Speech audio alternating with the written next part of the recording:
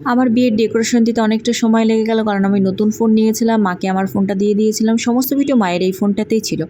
তো দেখতেই পাচ্ছ বিয়ের ডেকোরেশন অলরেডি শুরু হয়ে গেছে অনেক দিন ধরেই।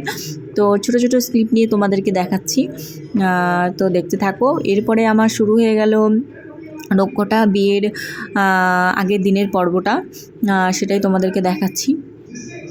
এরপরে গায়ে হলুদ আছে, বৌদি কাকিমোনা নাপিত দাদুকে রং মাখানো, মিষ্টি খাওয়ানো, সমস্ত কিছুই ছোটো ছোটো দেখানোর চেষ্টা করছি কী কী হয়েছে না হয়েছে।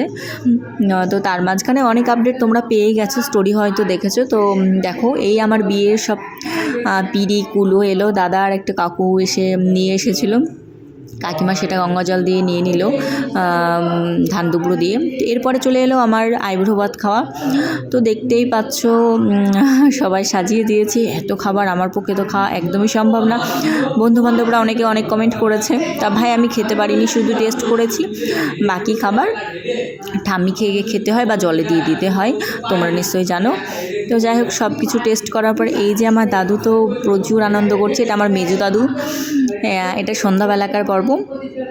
তো আগের দিনে পুরো ডেকোরেশনটা তোমাদেরকে দেখানো হচ্ছে, তখনও কাজ চলছে, বিয়ের দিন মর্নিং অবধিও কাজ চলেছে।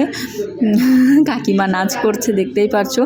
সবথেকে খারাপ জিনিস একটাই, একটা দাদু মারা গিয়ে অনেকজন আনন্দ করতে পারেনি, তাতে খুব দুঃখ।